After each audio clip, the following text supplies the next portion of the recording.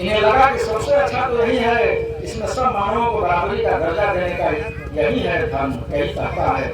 क्या करके बुद्ध हमको अपना लिए और बुद्ध हमको अपना करके अपना प्रचार प्रसार करने लगे।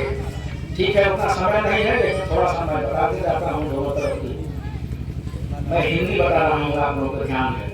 तो मैंने बताया नमो तस्से भगवतो अरहतो सम्मा सम्बुद्धस्स का हिंदी में बता दिया ना। इसके बाद में तीसरा बताया है, बुद्धं शरणं गच्छामि, धम्मं शरणं गच्छामि, संघं शरणं गच्छामि। आप लोगों से यही कहवाया हूँ, बुद्धं शरणं गच्छामि, ध्यान दीजिएगा, बुद्धं शरणं गच्छामि, धम्मं शरणं गच्छामि, संघं शरणं गच्छामि। बुद्धं शरणं गच्छामि यानी महात्मा बुद्ध कहते हैं अपने से आप अपने बुद्धि की शरण में जाइए। बुद्ध माने ज्ञान होता है। इनका बचपन का नाम सिद्धार्थ था। इनका बचपन का नाम सिद्धार्थ था। जब बोध गया में जाकर के ज्ञान प्राप्त हुए तो बुद्ध कहलाए, यानी ज्ञानी बने। बुद्ध यानी ज्ञान।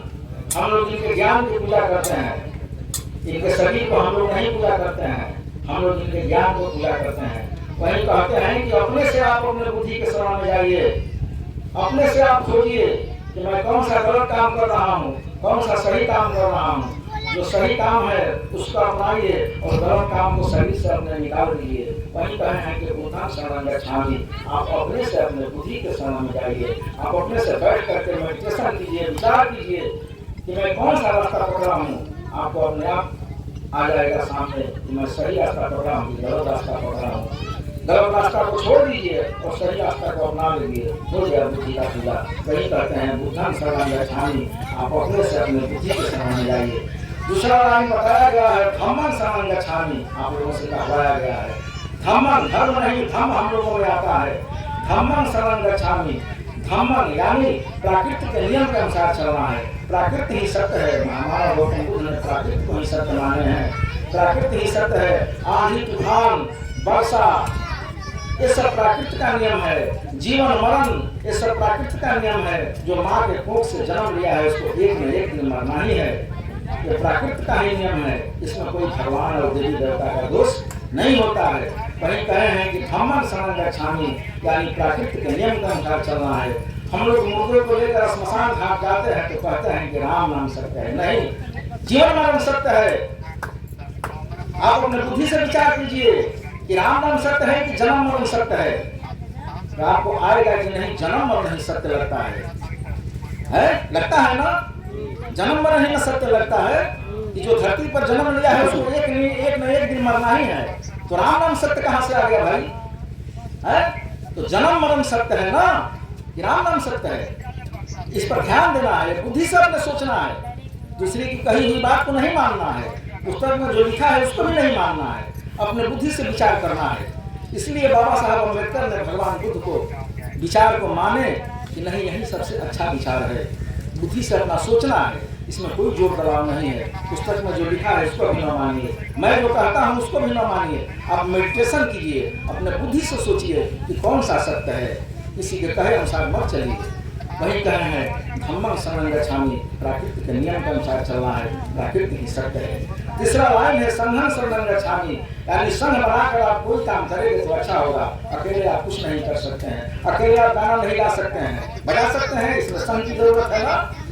इसीलिए कहे हैं कि संघं शरणं गच्छामि यानी संघ बनाकर कोई काम करेंगे तो अच्छा होगा। इसी को बाबा साहब ने कहे हैं कि पहले शिक्षित बनो, इसके बाद में संगठित हो, तब संघर्ष करो। पहले शिक्षित जरूरी है, शिक्षा जरूरी है। हमारा समाज आज शिक्षा का अभाव में है। आज भी हमारे समाज में बहुत से जगह ऐसा है कि बच्चे लोग पढ़ नहीं पा रहे हैं, गरीबी है, पढ़ाई नहीं हो रहा है। आगे मैं आप लोगों को बताऊंगा। वही कहे हैं संघं शरणं गच्छामि यानी संघ बनाकर कोई काम करेंगे तो अच्छा होगा। अब मैंने आप लोगों को 5 सील दिया हूँ। इसके बाद में 5 सील महात्मा बुद्ध का जो 5 सील है वो आप लोग लिए हैं। आज यहाँ पर दीक्षा समारोह समझिए कि चल रहा है, आप लोगों को दीक्षित किया जा रहा है। जो बाबा साहब भीमराव अम्बेडकर ने नागपुर में दीक्षा लिए थे वही बात आप लोगों को यहाँ बताया जा रहा है। पहले आप लोगों से कहवाया गया है कि पाणातिपाता वेरमणि सिक्खापदं समादयामि। याद होगा ना, आप लोग पढ़े लिखे हैं, भूलिएगा मत। यही कहवाया हूँ पाणातिपाता वेरमणि सिक्खापदं समादयामि यानी अकारण जीव हिंसा नहीं करना है। कारण बनने पर होगा लेकिन अकारण जीव हिंसा नहीं करना है। हम लोग बैठे हैं, कोई मारने आएगा तो बचाव करना पड़ेगा।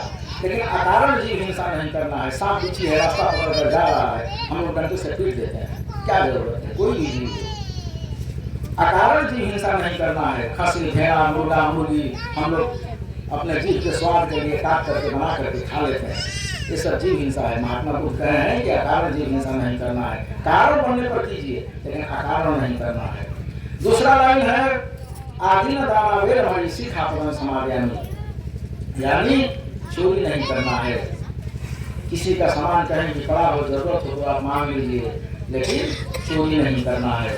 दूसरा लाइन है। तीसरा लाइन है कामे सुमिच्छाचारा वेरमणि सिक्खापदं समादयामि, आप लोगों से कहवाया हूँ, आप लोगों को बताया हूँ। कामे सुमिच्छाचारा वेरमणि सिक्खापदं समादयामि, यानी व्यभिचार नहीं करना है, व्यभिचार से बचना है। स्त्री हो या पुरुष हो, हम पुरुष है, रास्ते में जा रहे हैं, हमसे बड़ी उम्र की औरत मिले, माता की दृष्टि से देखिए, अगर उम्र में बराबरी है तो बहन की दृष्टि से देखिए, अगर उम्र में छोटी है तो बेटी की दृष्टि से देखिए, बुरा निगाह से मत देखिए। ये महात्मा बुद्ध का तीसरा सील है। चौथा है मूसावादा वेरमणि सिक्खापदं समादयामि, मूसावादा यानी झूठ नहीं बोलना है, बिना मतलब का झूठ नहीं बोलना है। अगर झूठ बोलने से किसी का जान बच जाए तो उस समय आप झूठ बोल सकते हैं, ये चौथा सील है। पांचवा सील है सूरा मद खाना वेरमणि सिक्खापदं समादयामि, सूरा यानी शराब, मेरा यानी कच्ची पक्की शराब, मद यानी मरने वाला खैनी गांजा, ये सब नशा है। महात्मा बुद्ध कहते हैं कि नशा को आप नहीं खाते हैं बल्कि आपको नशा खाता है। तो महात्मा बुद्ध कहे हैं कि 5 सील को अपनाइए, कभी आपको कोई कष्ट नहीं होगा। इसी 5 सील को बाबा साहब भीमराव अम्बेडकर ने 10 लाख लोगों को साथ लेकर के संगठन बना करके 5 सील को ग्रहण किए थे। लेकिन आज मैं अपने समाज को देख रहा हूँ, दिन भर मजदूरी करके लोग आते हैं, शाम को दारू पीते हैं। क्या है, 400 का मजदूरी 500 का करते हैं, 300 का दारू पी जाते हैं, घर में सब्जी का खर्चा नहीं है, घर में आते हैं तो पत्नी कहती है कि सब्जी नहीं है, पैसा है, पैसा तो दारू पी गए सब लोग। हमारा समाज है इसीलिए पिछड़ा हुआ है, बच्चों को पढ़ाने के लिए पैसा नहीं है। मैं अपने समाज का आग्रह करूंगा, इस सब से बचना चाहिए। बाबा साहब के विचार पर चल रहे हैं, बाबा साहब का पूजा कर रहे हैं, बाबा साहब के संविधान को जब मानना है तो पहले नशा पर रोक लगाइए, तब संविधान चलेगा। नशा पर रोक नहीं लगाइएगा तो कुछ नहीं हो सकता है। ये 5वां सील है हमारे, जिसको बाबा साहब ने 10 लाख लोगों को शुद्ध करके और इस सील को ग्रहण किए थे। लेकिन आज ये सब नहीं हो रहा है, सब उल्टा हो रहा है। हम लोग समझाते समझाते थक गए हैं, लेकिन लोग नहीं मान रहे हैं। खैर ठीक है, ये पूजा हो रहा है, मुझे जो कहना है मैं वही कहूँगा। इस पर एक छोटा सा दस्तान है, मैं आप लोगों को बता दे रहा हूँ। महात्मा बुद्ध ने बताए हैं, एक महिला को शिक्षा दिए हैं। ये श्रावस्ती की बात है, बुद्ध काल की बात है। महात्मा बुद्ध उस समय थे, जेठ वन में थे, बरसात चल रहा था। एक किसा गौतमी नाम की औरत थी। श्रावस्ती की कथा है जो कि भारत के उत्तर पूर्व कोने में पड़ता है, उत्तर प्रदेश में पड़ता है। आज भी है श्रावस्ती, अभी भी है। एक किसा गौतमी नाम की औरत थी, उनका पति पुत्र को पेट में डाल करके चल बसा, यानी मर गया, स्वर्गवास हो गया। पुत्र को पेट में डाल करके पति मर गया। किसा गौतमी गर्भवती थी, सोची कि चलो बेटा होगा या बेटी होगा, इसी के सहारे अपना जीवन पार कर लूंगा। पति को चले गए। 9 महीने के बाद जन्म दी, बेटा जन्मा, बहुत खुश हुई कि चलो पति चले गए तो एक पुत्र को तो जन्म लेकर गए हैं। पुत्र को पालन पोषण करने लगी। ये सत्य कथा है, बुद्ध काल की बात है। 12 वर्ष का पुत्र हुआ, बीमार हो गया, डॉक्टर से रोग नहीं पकड़ में आया, डॉक्टर वैद्य सब फेल कर गए, वो पुत्र भी चला गया। 12 वर्ष का होकर के वो पुत्र भी चला गया। किसा गौतमी रोने लगी, बेटे को कंधे पर लेकर के गली गली घूमने लगी, कोई मेरे पुत्र को जिंदा कर दे, कोई मेरे पुत्र को जिंदा कर दे। गांव के कुछ बुजुर्गों ने, इनके जैसे बाबा के जैसे बूढ़े पुराने ने उनसे कहने लगे, बेटी इस तरह क्यों रोती लगती हो? जेठ मन में महात्मा बुद्ध आए हैं, उनका प्रवचन चल रहा है, जाओ कुछ उपाय बताएंगे। वो चेतना विहीन थी, पागल जैसी हो गई थी। लेकिन गांव के कुछ नौजुवकों के सहारे उनको ले जाया गया महात्मा बुद्ध के पास।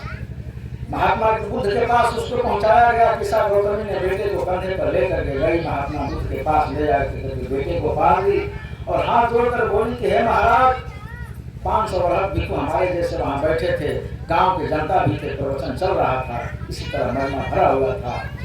बेटे को लेकर गई और महात्मा बुद्ध के सामने बांध दी और बोली कि महाराज, मेरे पुत्र को अभी जिंदा कीजिए, नहीं तो अभी मैं यहाँ पर जान दे दूंगी। महात्मा बुद्ध बोले कि देखो हम, ये प्रकृति का नियम है, जो धरती पर मां के कोख से जन्म लिया है उसको एक न एक दिन मरना ही है, जन्म मरण नहीं सकता है, इसको कोई जिंदा नहीं कर सकता है, ले जाओ अंतिम संस्कार करो। किसा गौतमी बोली कि नहीं, जब तक श्राप मेरे पुत्र को जिंदा नहीं करेंगे मैं भी यहीं पर जान दे दूंगी।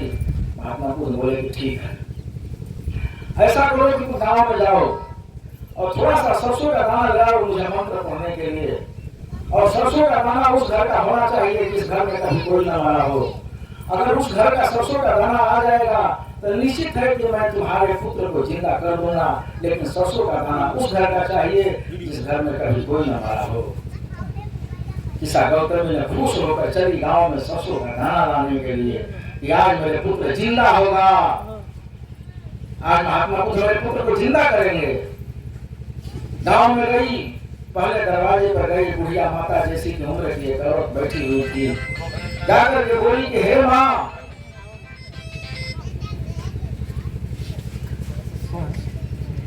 जाकर बोली कि हे माँ, मुझे थोड़ा सा सरसों का दाना दे दो, मेरे पुत्र को जिंदा करने के लिए महात्मा बुद्ध मांगे हैं।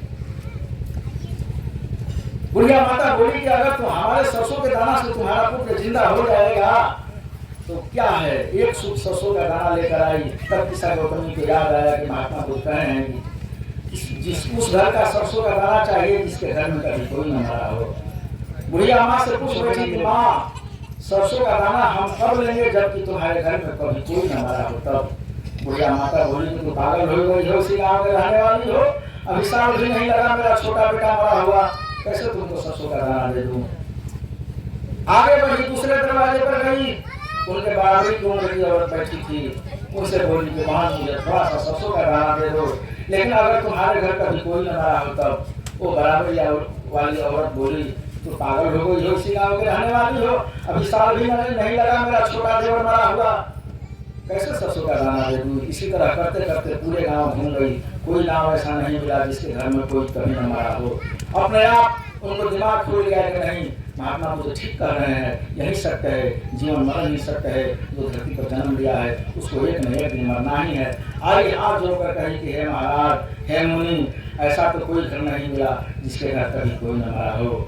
तब महात्मा बुद्ध बोलो कि देखिए यही सत्य है, जन्म मरण ही सत्य है, जो धरती पर जन्म लिया है उसको एक न एक दिन मरना ही है, इस पर कभी कोई शोक नहीं करना है, ये तो सत्य है, यही प्रकृति का नियम है। ठीक है, इनका कहना है कि थोड़ा जल्दी में खत्म किया जाए, लेकिन थोड़ा बताना पड़ता है, नहीं बताने पर महिला समाज क्या कुछ जानेगी।